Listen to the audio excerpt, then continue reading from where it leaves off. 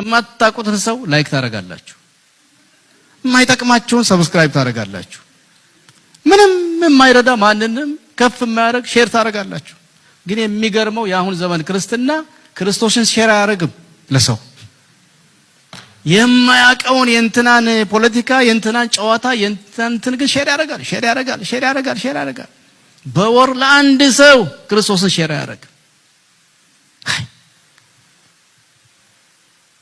ፎሎ ሚ ይላሉ።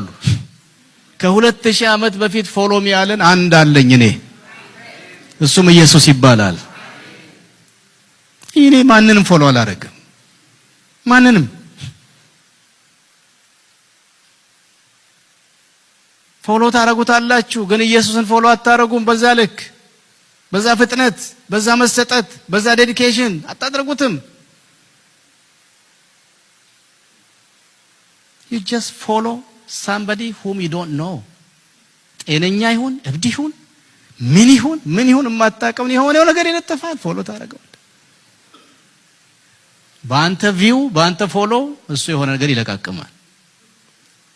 እስቲ ከዛሬ ጀምሮና በዚህ በመጪው ዓመት ኢየሱስን ፎሎ አደርጋለሁ የምትሉ እስቲ አሜን አሜን። ኢየሱስን ፎሎ አድርጉት። ተከተሉኝ ያለ ከፊታችን የቀደመ የመጣብንን አጋች ነፍሰ ገዳይ የምትፈልጉት እኔን አይደለም ወይ እነሱን ተዋቸው ያለ መልካም እረኛ ከፊታችን እየሄደ ኢየሱስን ብንከተል አይሻልም? የሚገርመው ነገር ኢየሱስን በማንከተልበት አቅም በማንከተልበት መሰጠት የሆኑ ሰዎች እንከተላለን፣ የሆኑ ሰዎች።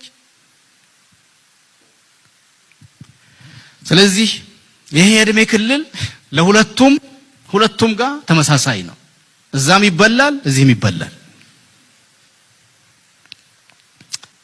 ጸጋ እየሄደ እየሸሸ መንፈሱ እየሄደ እየራቀብን ባዶ እየቀረን እያለን ለፓስተራችን አንናገር፣ ለመንፈስ ቅዱስ አንናገር፣ በእንባ እንጸልይ፣ ጾም ጸሎት አንወስድ። በጣም ተመሳሳይ ነው። እዛ ያለውና ውስጥ ያለው አንድ አይነት ነው ብታዩት መንፈሱ። አንድ ዘመን ድምጹን ትሰሙ ነበር። በርከክ ስትሉ እየመጣ የሚነካችሁ ነገር ነበር። አሁን የለም። ሪፖርት አታረጉም ወይ? አናረግም ወይ? የከፋ ምን እስኪመጣ ነው? ምን እስኪመጣ ነው? ደክሞኛል፣ መጸለይ አቅቶኛል፣ ማንበብ አቅቶኛል፣ ሌላው ቀርቶ በጌታ ላይ ዲስአፖይንትመንት አለኝ እንኳን ማለት እኮ ሐቀኝነት ነው አይደል እንዴ?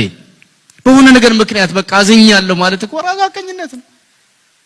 በሽታውን ለሚናገር ምን